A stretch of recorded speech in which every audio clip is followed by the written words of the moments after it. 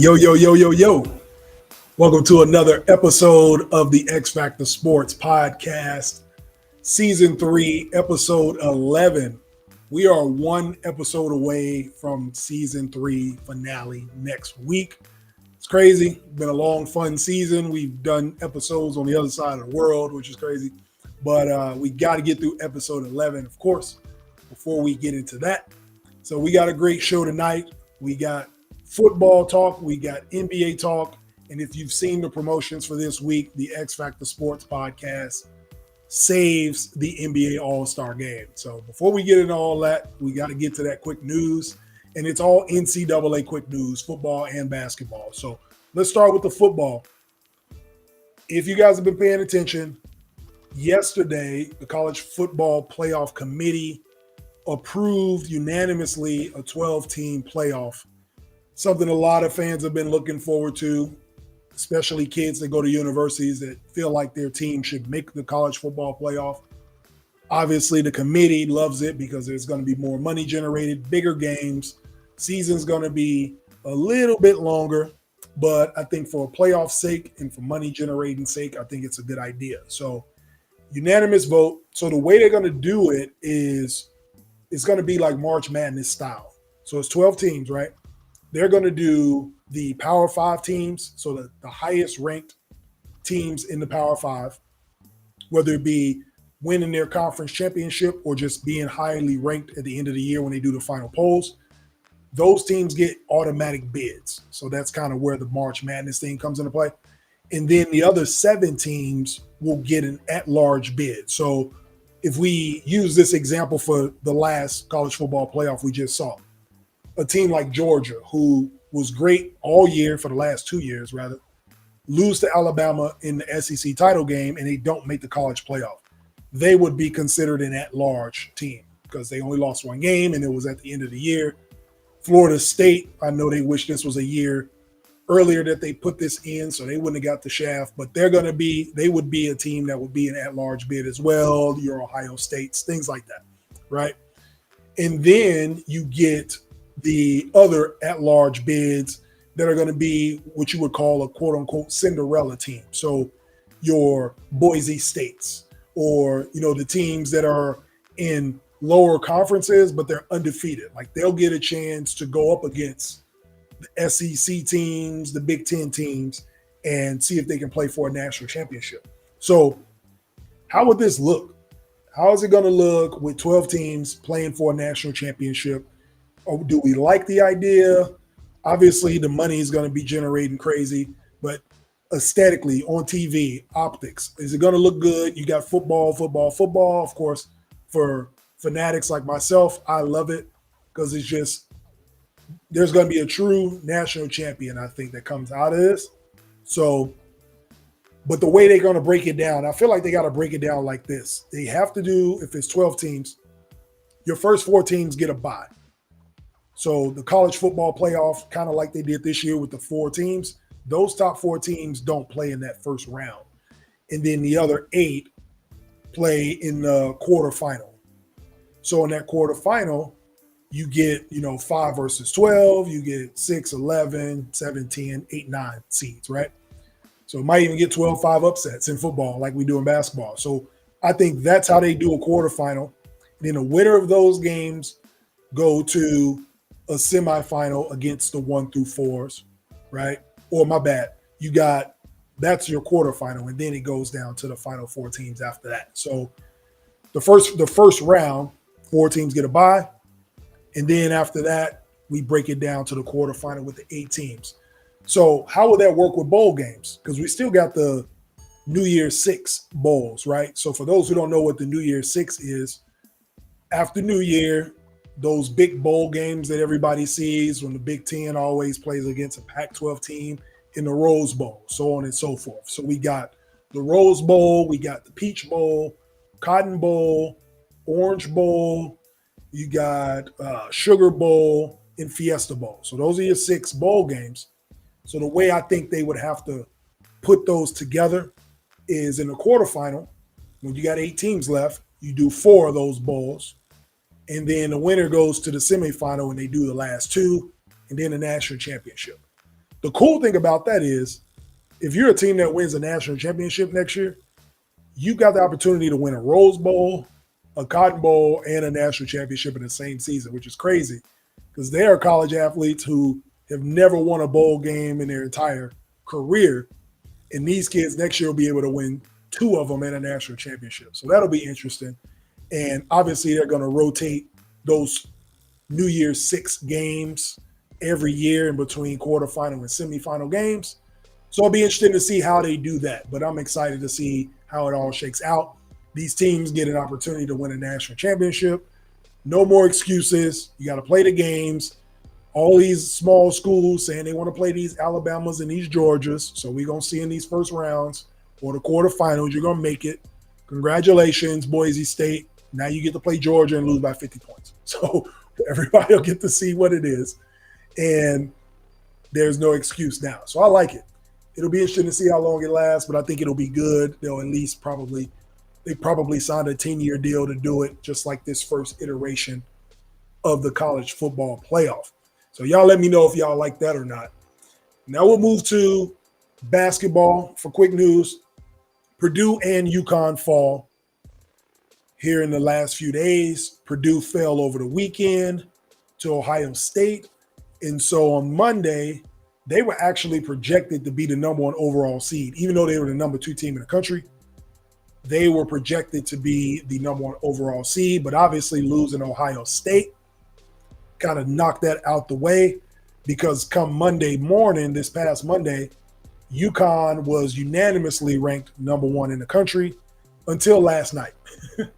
They go to Creighton, get smacked around. I think they were down by as many as 20, 23 points, end up losing by 19. Just didn't play good at all. So they lose as a number 1 seed. Congratulations to Creighton. First time beating the number 1 team in the country in program history. So that was cool to see. And UConn, Vegas probably wasn't surprised. UConn, they haven't lost a game this calendar year until yesterday. So this is their first loss in the year 2024, which is impressive. They won 14 straight, been undefeated for almost 2 months. But Vegas might have not been surprised because UConn has now lost 14 straight games on the road against ranked teams. So it's almost like if you knew they was going on the road to play Creighton and Creighton's ranked like 15th in the country, like might be a chance they catch an L. And they did. So congrats to Creighton, Ohio State, beating those teams. A lot more parity in men's college basketball. So it'll be exciting to see what happens in March.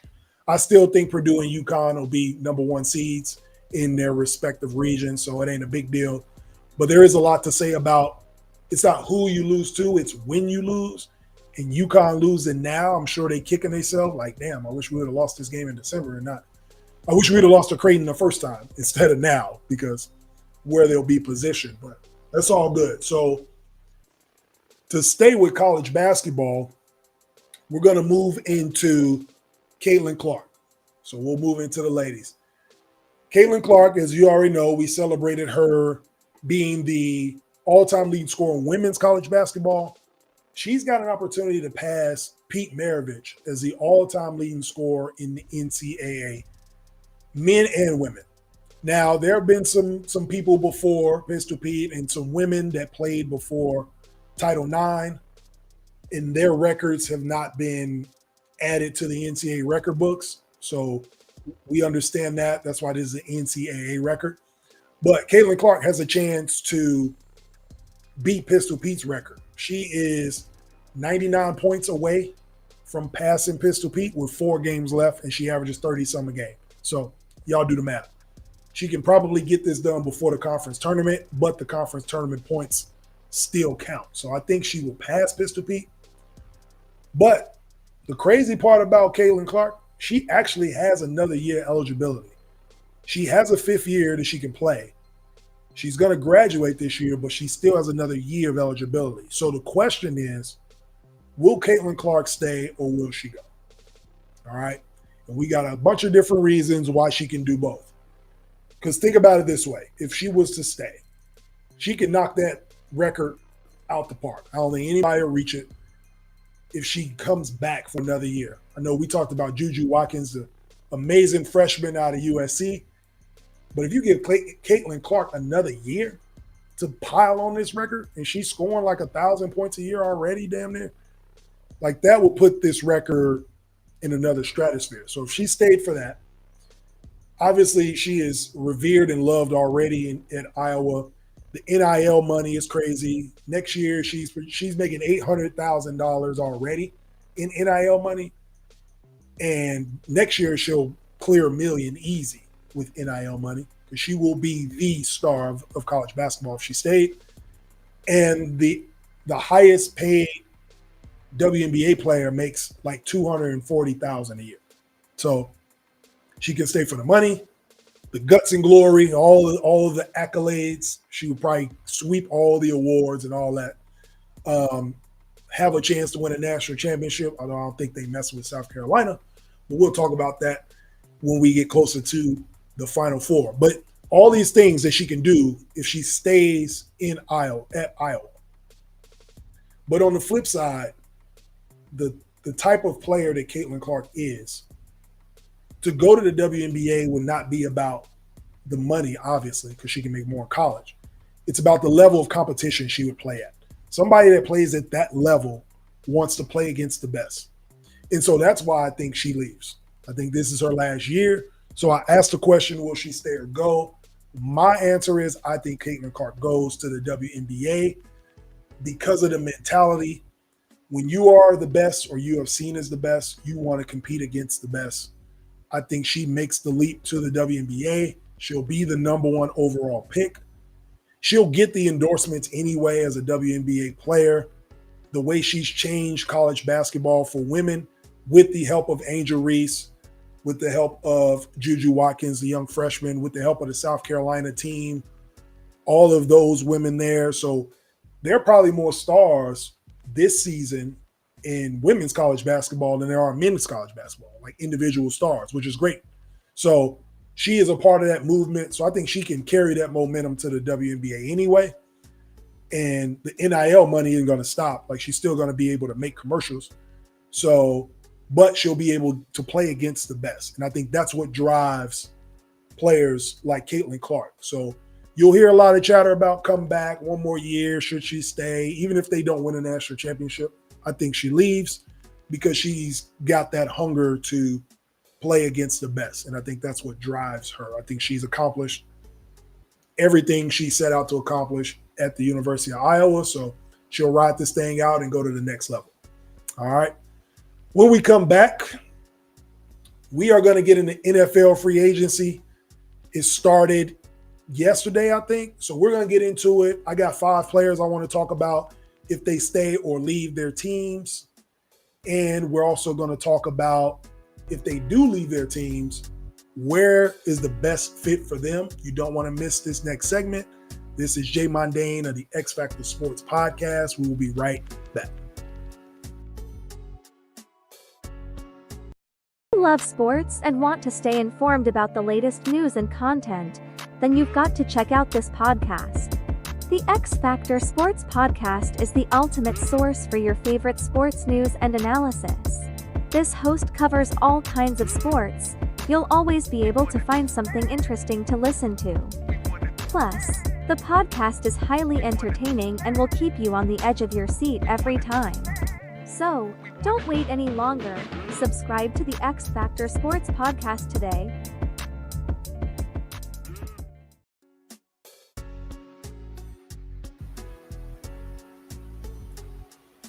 Yo, we are back on the X-Factor Sportz Podcast.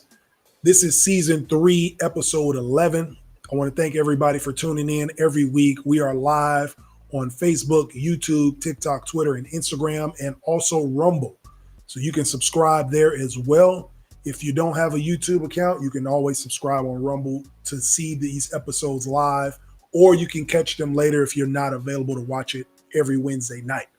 You can also catch the audio on multiple platforms: Apple Podcasts, Spotify, Amazon Music, Google Podcasts, iHeartRadio, Pandora, and Samsung Podcasts. So be sure to check us out on all of those. And we appreciate y'all. So let's get into it. The NFL free agency has begun. This is a time where you start seeing franchise tags, who will be tagged, who won't be. A lot of these players that were tagged last year probably won't be tagged this year, so they'll either sign contracts or they'll move on to new teams. So in thinking about this, there were 5 players I wanted to kind of key in on where they could go in free agency, what will happen with them. These are impact players. They not only impact the NFL or their teams, they impact the NFL also. So they will change the landscape. And the first guy I want to talk about, of course, the guy that sat out for one game last year, was chilling in the stands with his agents in week 1, is Chris Jones. Chris Jones is going to be a free agent. I don't think the Chiefs tag him again. I don't think they want to go through what they went through last year. They kind of put all these hurdles in front of him like, hey, you hit these milestones, you'll get these bonuses. And he knocked all of them down except Defensive Player of the Year, unfortunately, but he checked every box. He got his 10 sacks. He got them to the Super Bowl. They won the Super Bowl. He was an all-pro defensive player. Some would say, if it wasn't for him, the Chiefs wouldn't have won the Super Bowl. For what he did in Buffalo, for what he did in the actual Super Bowl game with Brock Purdy, making these guys miss receivers in the end zone. So Chris Jones was definitely a defensive nightmare all year long. He deserved all the money he got. He bet on himself. Now we're in the offseason, all right? The parade is over. The liquor done wore off. So now what are we going to do about some business, all right? We got to sit at the table, and we got to talk about it. The Chiefs will re-sign Chris Jones. They will re-sign him to a multi-year deal. And he deserves it, deservingly so. He is the unquestioned leader of the defense and best player on that side of the ball. And he's finally getting shown some love. I see him in some commercials. They actually let him even talk at the parade. So much deserving.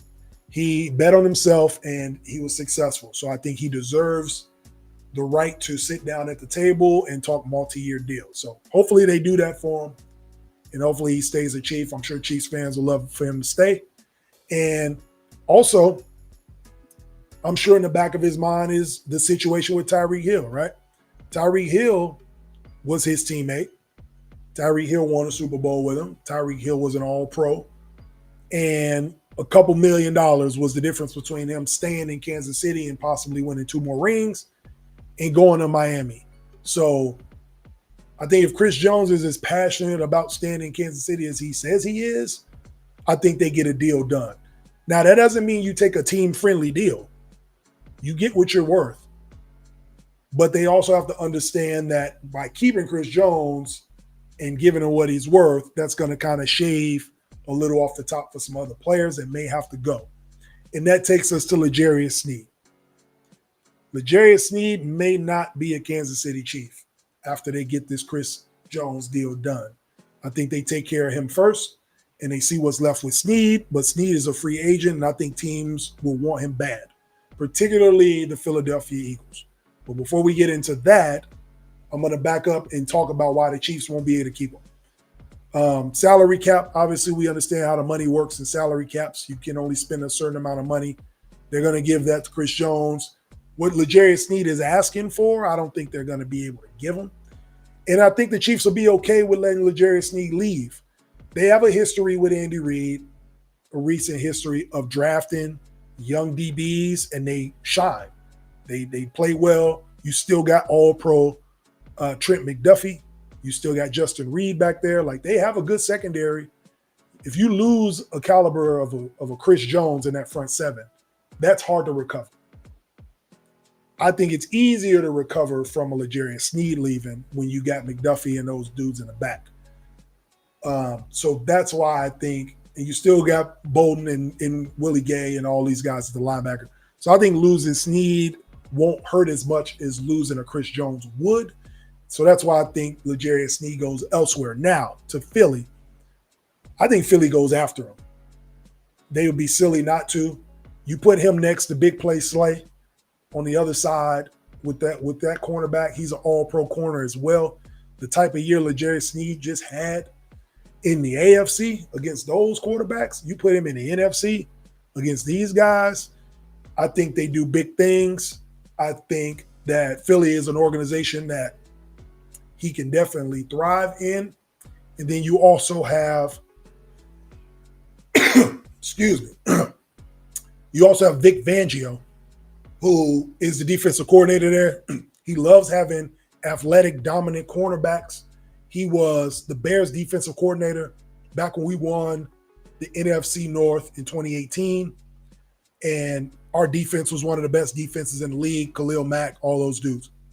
So I think the same thing can happen here. They might have the same recipe for success if they keep their front seven together.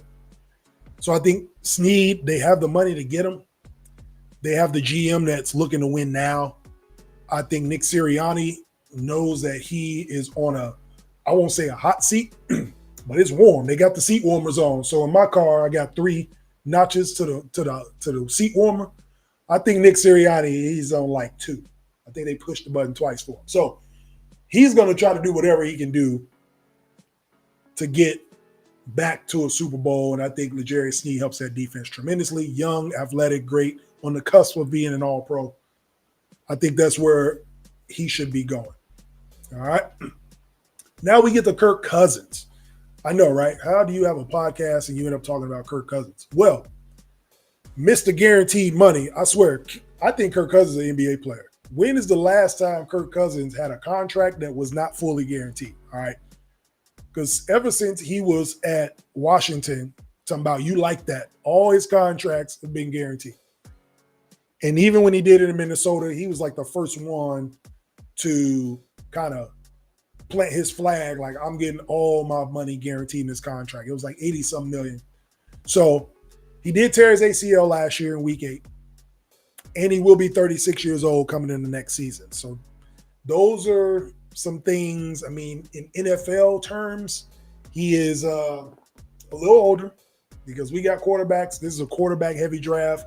We got some athletes coming in that are literally 14, 15 years younger than Kirk Cousins.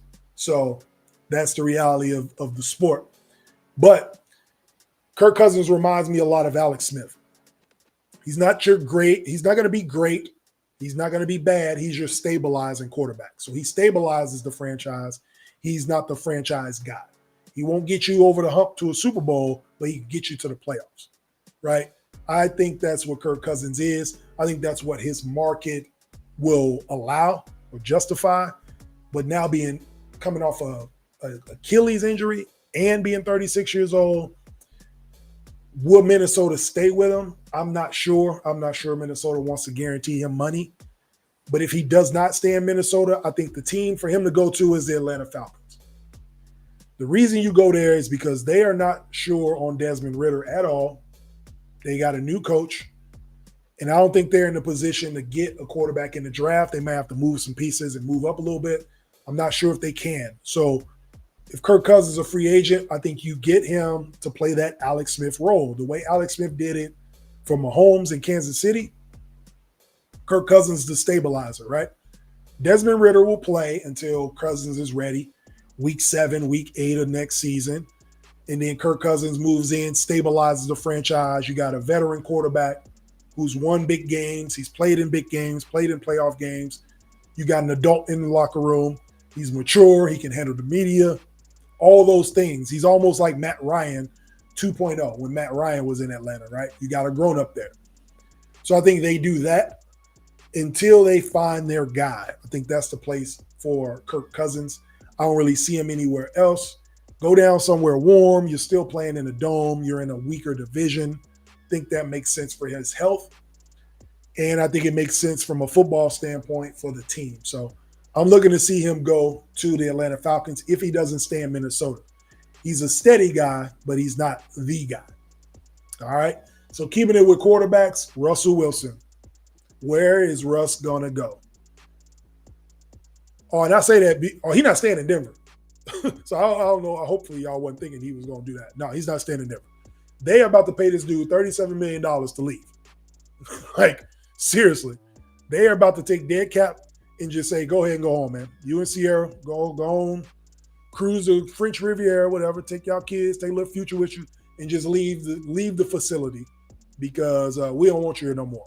Now, that's a good thing for us because who wants to be somewhere they're not wanted, right? I don't like going places that I don't want to be, that I'm not wanted. Why would he? So the good news is he's going to get $37 million to not play for the Denver Broncos. But now he's an unrestricted free agent and can go anywhere and play for the league minimum. So what that does is it helps another team's salary cap to get more players because you're only paying Russ this year the minimum. I think the veteran minimum is like $1 million, 1.2, something like that. So the team I think Russ should go to, where I think he would benefit the most, resurrect his career even, the Pittsburgh Steelers. Go play in Pittsburgh. They just let go of Trubisky. They are not sold on Kenny Pickett, and Mason Rudolph has been the long-term backup since Ben Roethlisberger was there. So they obviously don't know who's going to be the starter. If you put a player like Russell Wilson with a coach like Mike Tomlin, and Mike Tomlin alluded to this on the Pivot. If y'all watch the Pivot podcast, a great podcast, he even talked about it on there, how a lot of these coaches in the NFL are scared to teach. Like they don't want to teach anymore. They just want they expect these guys to know what they are supposed to do at their positions.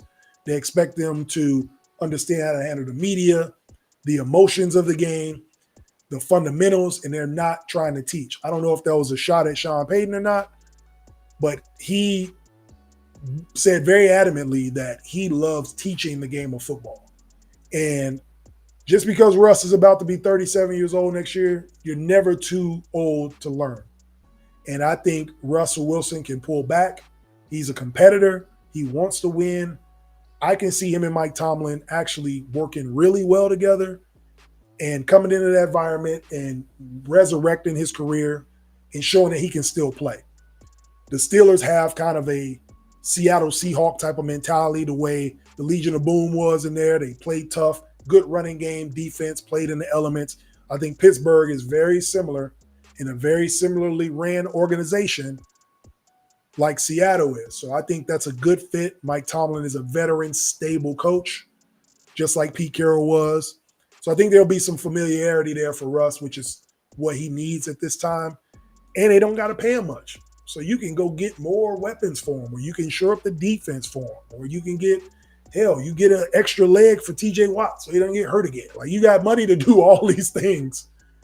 And I think the Steelers will be straight.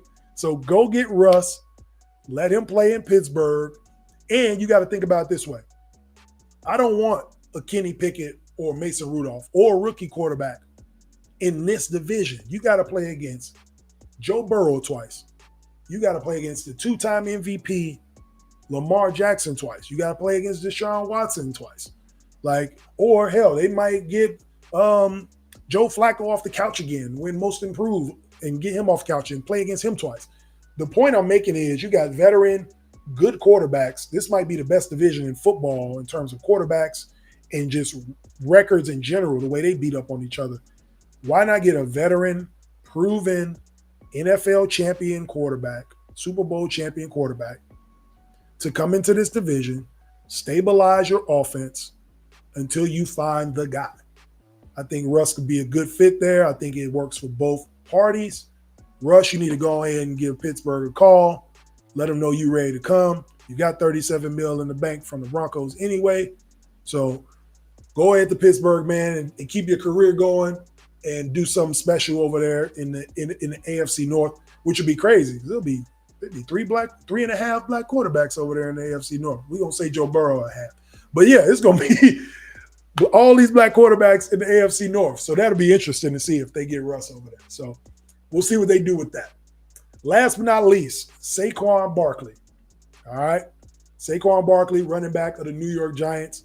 This is going to be crazy. All right. I'm prefacing my talk about Saquon Barkley as being crazy already. So you can comment and be like, yeah, Jay, you crazy. I already told you it's going to be. But listen, hear me out. Saquon Barkley is not going to take another franchise tag from the Giants. I know he's saying all the right things on TV. He's got a good agent, good publicist. You don't want to badmouth anybody. It's still a business. You got to present yourself. The next team will be watching. But I think he's out of New York if they try to franchise him again. He will not accept it.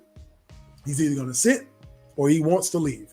Hopefully he doesn't take the Le'Veon Bell route. But if he leaves, now hear me out. I said this is crazy, long shot. I think the Chicago Bears should try to go get Saquon Barkley. I said it. But hear me out. This is why I think it will work, all right? The Bears go get Saquon Barkley. This is what they get for him. So he is going to be an unrestricted free agent. So they don't need to trade assets or do any of this stuff. If Saquon is not tagged, he is a free agent. He can go do whatever he wants to do. The Bears will have the cap space to pay him. He's already said he doesn't want to reset the market, but he does want to play for a team that wants to pay him, that actually will pay for his services. The Bears, after they get their cap cuts and all that out the way like all teams do, the Bears will have close to $50 million in cap space. You can pay Saquon $11 to $12 million a year, right? That's what he's looking for. You give Saquon that money, right? We don't have to get rid of Jalen Johnson. We don't have to get rid of any of our DBs, none of that. We keep our number one overall pick, or if we're trading it with Washington, like we talked about a couple weeks ago, you get the 2 pick. So now you pair Saquon with DJ Moore, Marvin Harrison Jr., and you got Justin Fields at QB. You save Justin Fields' legs. He doesn't have to run 10 times a game because you got a dog in the backfield with Saquon, and you still got Khalil Herbert and Roschon Johnson on rookie money. So we got a stable of backs with Saquon receiving back out the backfield. Every time he played the Bears, he dominated us. So we'd love to have him.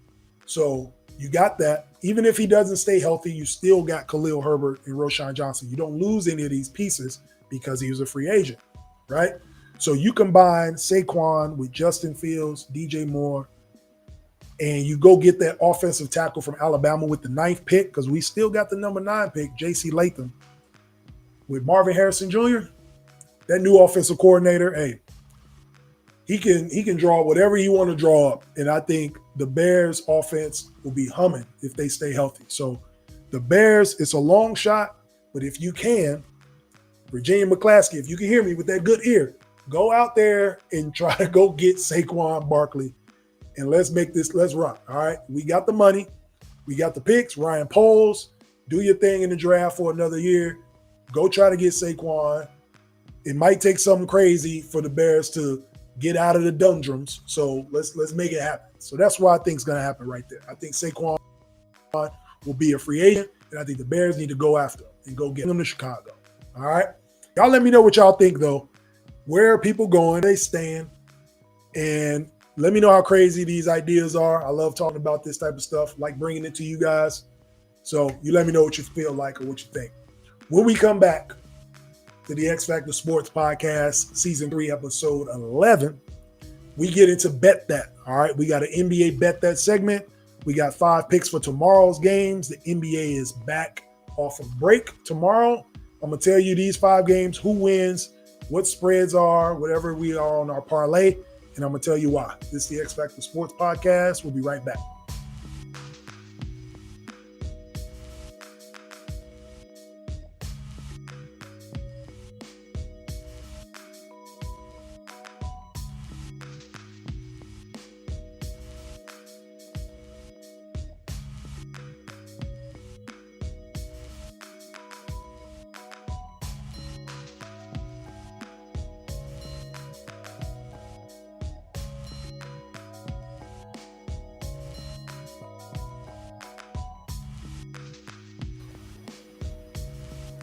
Yo, we are right back with the X-Factor Sportz Podcast live on YouTube, Facebook, TikTok, Twitter, Instagram, and Rumble.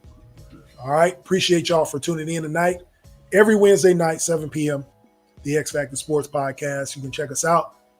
Live content, unbiased takes, real talk. That's what you get from us here at the X-Factor Sportz Podcast. Also on all the audio platforms. You'll see them down at the bottom on the ticker. Be sure to check us out. All right.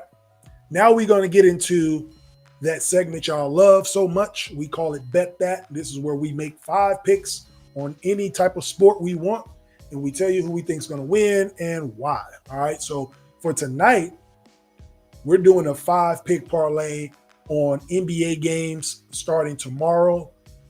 Let's get into it right now. All right, the first game we got, the Celtics against the Bulls, okay? I rarely bet on Bulls games. It's just something about betting on my teams I just don't do. I try to take the emotion out. I don't want to deal with it. But in this game in particular, I feel like the Bulls will come out of break. I think they'll be good. They're healthy. I think they are ready to try to make a run at the play-in game. I'm not unrealistic. I know they're not going to win, like try to be one of the top 4 or 5 teams, but the play-in is a realistic goal for sure. I think they need to make the playoffs to save Billy Donovan's job. Absolutely. So I think they play hard. So for this particular game tomorrow, though, I got the Bulls covering this 7.5-point spread against Boston. The Bulls will cover at home. They are fully rested. The Bulls didn't have any All-Stars, which is disappointing to say out loud. No All-Stars made it, but they're all rested, so they shouldn't have any excuse, if not to win this game, not lose by more than 7 points. So that's what I'm thinking they'll do there. And then Boston is 10, 12, and 2 in games against the spread on the road. So that's a very important number to understand. On the road, they don't do well against the spread. 7.5 is a lot of points. I feel like the Bulls will cover because they are rested and they are at home. So we're going with the Bulls to cover. Next one, we got Knicks at Sixers. And I'm taking the Sixers straight up. I think the line is 1.5. I'm going to take the Sixers straight up simply because the Knicks are just decimated with injuries. Everybody but Jalen Brunson is hurt. Hell, they might have to go get Patrick Ewing to play in this game. Everybody's out. So Julius Randle might have to have shoulder surgery. Say that 5 times fast. He's out. The center Hockenstein's out. Like a lot of these dudes are out. OG Anunoby, I think, is out. So I'm taking, and the Knicks have been slumping before All-Star break anyway. On the road, I think Tyrese Maxey is rejuvenated, getting the nod to be in an All-Star game. That does wonders for a young player. Just from a confidence standpoint, you feel like you're one of the best players in the world, and you kind of go on a run. I see Tyrese Maxey doing that. I think he will probably be the most improved player this year. And so I'm looking for Philly to win this game straight up at home. The Knicks are 500 on the road as it is anyway. They're playing 500 basketball away from Madison Square Garden, and they got like 5-6 players injured. So I'm going to go ahead and go with Philly straight up to win this game. All right. The next game I got Suns versus Mavs. This is always a high-scoring affair. I'm going to take the under in this game. The over-under is at 243.5. I'm going to take the under. The 2 games they played this year, they got up to 240 points, I think, or 238, something like that. But I'm going to go ahead and take the under. I actually think that some defense is going to be played. These teams are very close in the playoff race. The Suns are 1 game ahead of the Mavs, so I think this is a big, important game. And we are the second half of the season, which is always exciting. NBA games, when teams are pushing for the playoffs, you start seeing their best basketball. So in this game in particular, I don't know who's going to win this game. I think it's going to be a real good game, but I'm going to take the under on this one. Under 243.5 points. Don't be surprised if some defense get played by 2 bad teams defensively in the fourth quarter. Might get some good defense. So I'm going to go with the under. Number 4, Clippers at Thunder. The Thunder have been playing great basketball all year long, consistent. Shai Gilgeous-Alexander is an MVP candidate. They are good at home. They're great at home. But I'm going to take the Clippers. I got the Clippers beating them straight up. Again, another game that's going to be – these are 2 playoff teams, 2 top teams, not only in the West but in the NBA. The Clippers are only a half game behind the Thunder for the 2 seed, so this is a very important game in terms of seeding and in terms of tiebreak. I think the Clippers come out. I think the veteran leadership, Paul George, Kawhi Leonard, James Harden. I think they come out, Ty Lue, coach. I think they come out and they make a statement in this game, and I think they win this game straight up. After the All-Star break, these games are huge, so I see them taking this one in OKC. Last but not least, in the Bet That segment, we got the Lakers at Warriors. The Lakers recently have dominated the Warriors over recent years. You can go all the way back to play-in games. You can go back to regular season games. You can go back to the playoffs last season. The Lakers have been dominating the Warriors. They both are trending in the right direction going into All-Star break. They're starting to look better. The Warriors changed their lineup. This is very similar to what Steve Kerr did back in 2015 when he first got to Golden State. If y'all don't remember, Andre Iguodala used to start. He was an all-star in his career. And when Steve Kerr got to Golden State, for what he wanted to do and what he envisioned in his offense, he actually put Andre Iguodala off the bench. So now he's playing against everybody else's second unit. And then he started a young Draymond Green, and they never looked back. This is very similar to what he has done now. So Klay Thompson is coming off the bench now. He's just at that point in his career. He's played through injury. He's getting older. It happens, all right? I know we all love the Splash Brothers, but when it comes to winning in championship basketball, you do what you need to do to sustain winning. So Klay Thompson's a professional. He's going to come off the bench. He's going to play well. He had a 30-point game off the bench the other night because he's playing against everybody else's second string, and he's a perennial all-star and a champ, right? But they insert Jonathan Kuminga, who's been looking great as a starter. Some players just play better as starters. I played better as a starter. When I came off the bench, it was just a different mindset. I didn't warm up the same because I knew I wasn't going to get in the game right away. But as a starter, like, you juiced up all day. You know, you're looking at matchups. You're watching film. You're like, all right, I know how I'm going to attack the game because I'm starting the game. It's just a different mentality.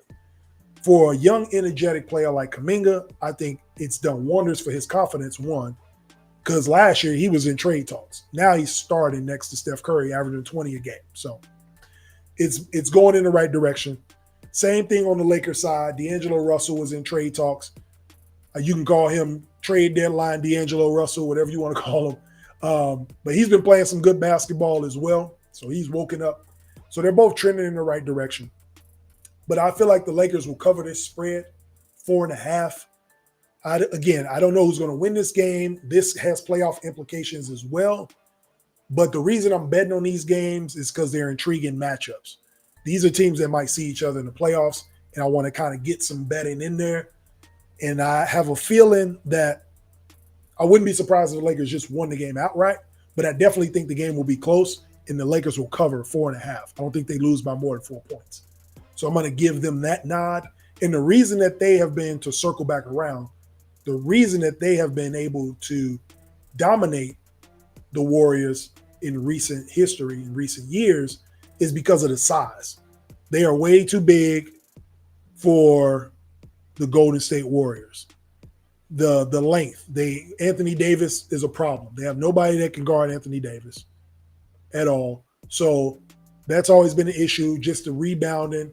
And now they got Jackson Hayes, who's another athletic 6'11", 6'10" guy.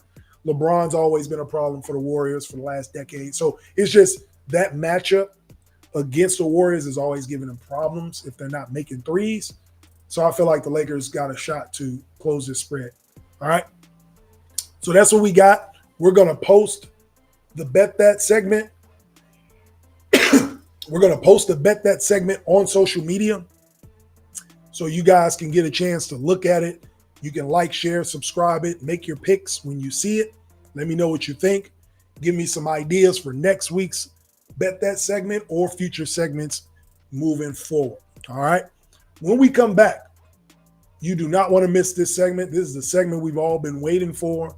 The X-Factor Sportz Podcast saves the NBA All-Star Game. This is Jay Mondane. We will be right back.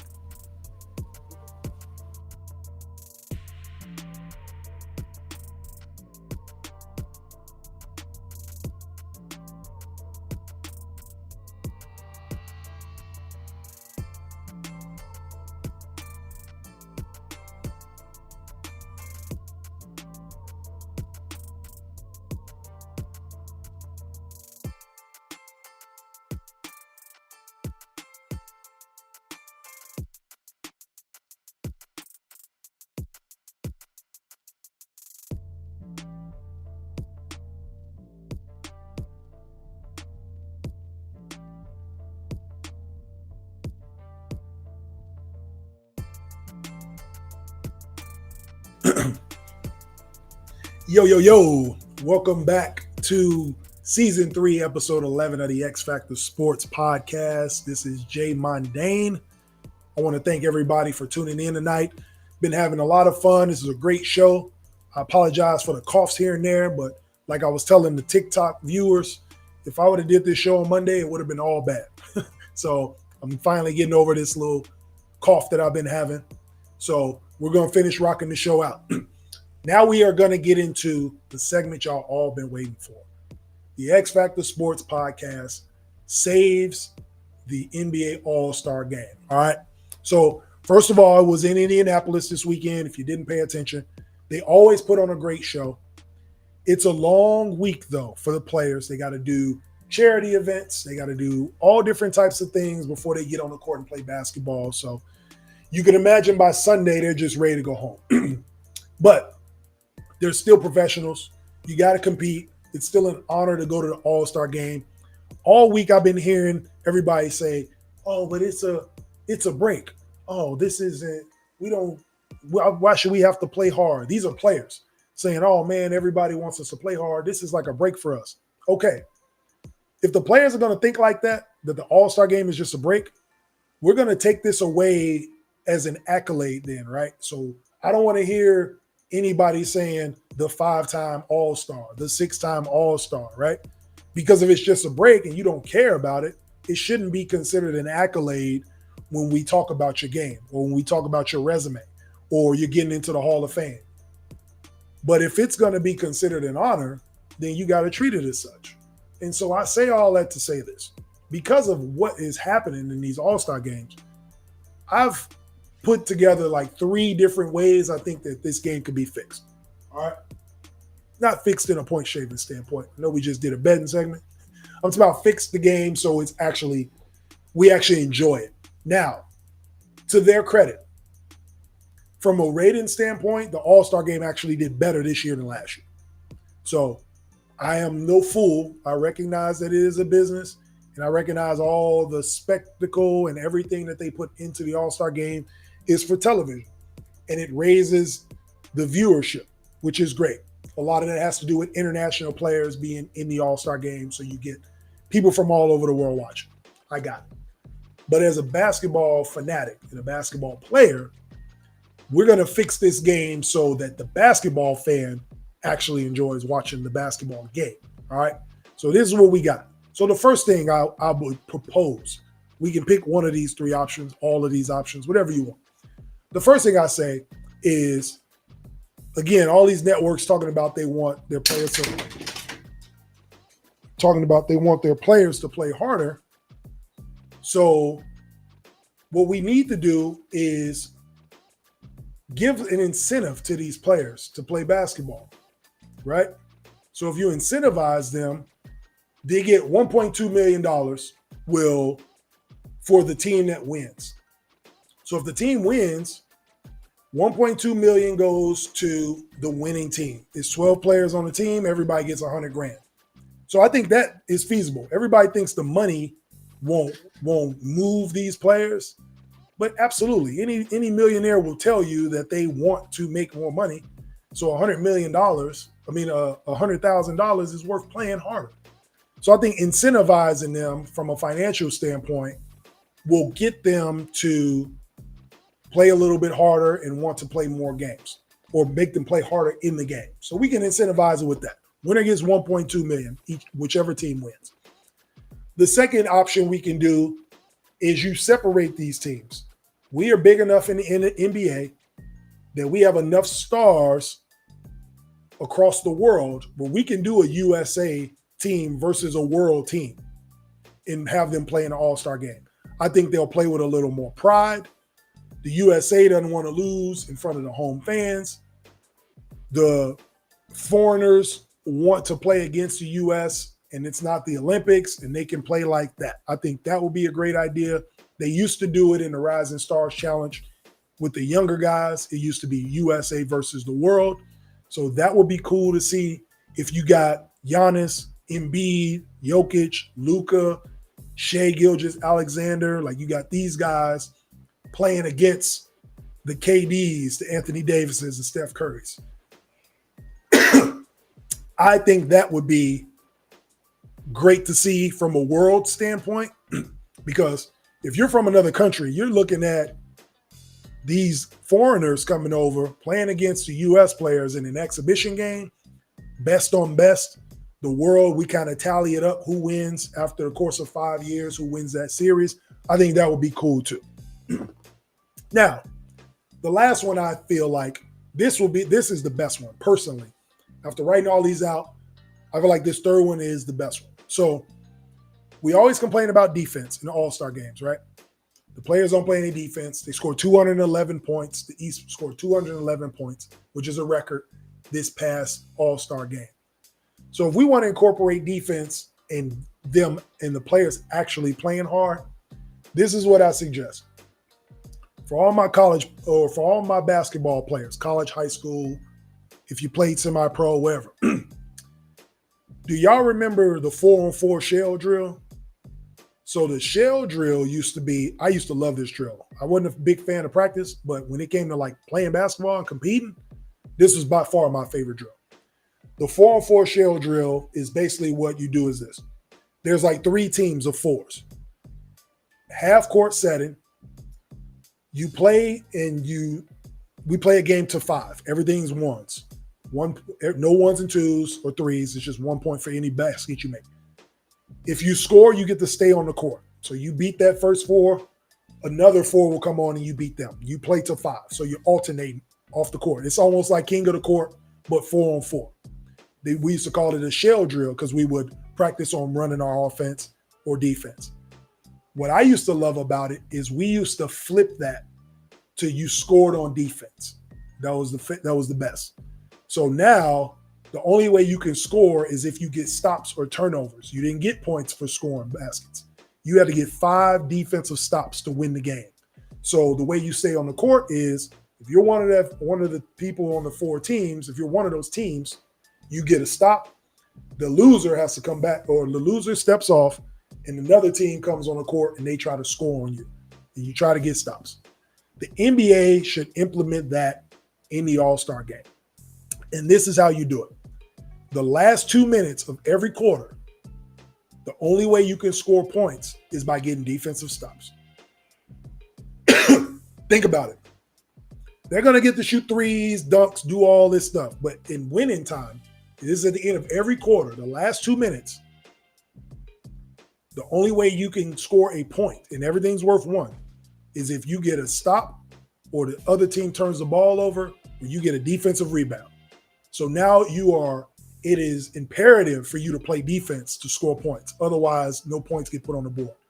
I think if they add that element to the All-Star game, that brings back the pride that brings back the pride in playing in an All-Star game. That brings back the competitiveness, teams wanting to win because you don't want to get scored on, and the incentive of scoring points on the defensive end to win a game. Think about you playing an All-Star game, even if it's still like 165, 170 points. The last 2 minutes of the fourth quarter, you in a tight ball game, and you just see them getting stops. For a basketball fan, that's going to be exciting. For the rest of the world that says the NBA players don't play defense, they actually get to see elite athletes at the highest level defending in an All-Star game and making it fun. So that's what I think. I think that would be the best option, something to try out. Last 2 minutes of every quarter, defensive shell drill. You get 1 point for defensive stops.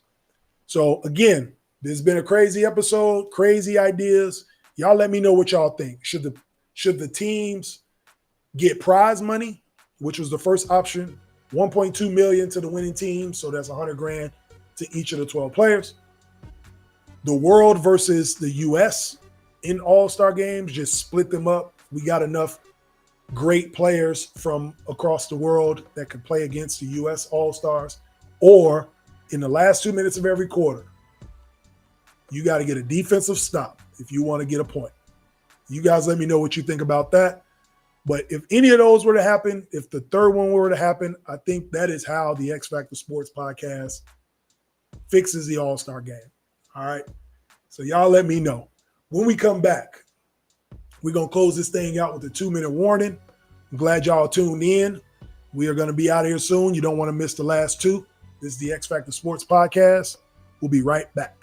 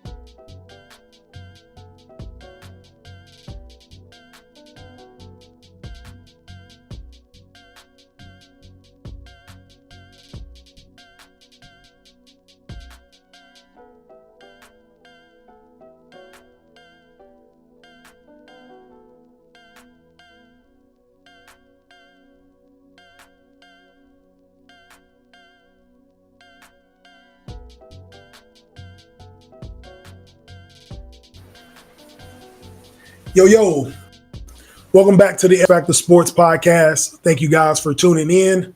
All the TikTok fans, appreciate y'all for sticking with us. We had a little technical difficulty on the phone. That's all good. It happens. That's a part of it when you're doing a live show. Some things can happen, but the show must go on. But please tune in, like, share, subscribe on YouTube.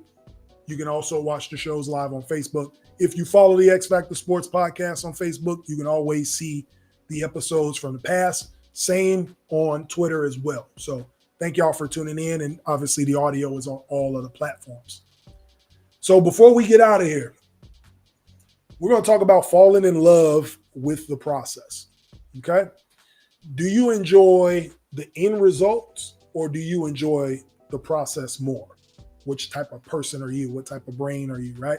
Do you appreciate the destination or the journey? For me, I believe there are two different types of people. There are the finished product type people, and then there are process people. Myself, personally, I'm a process guy. I enjoy the process of creating. I enjoy the process of putting this show together every week. It's fun for me.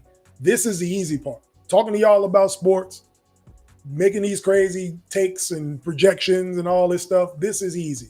The process part is the fun part, but it's hard too. And I enjoy putting this thing together, creating it, and putting it out to the world. So that's the type of person I am. So which one do you think you are, though? Are you the person that likes the end result? You just want the meal.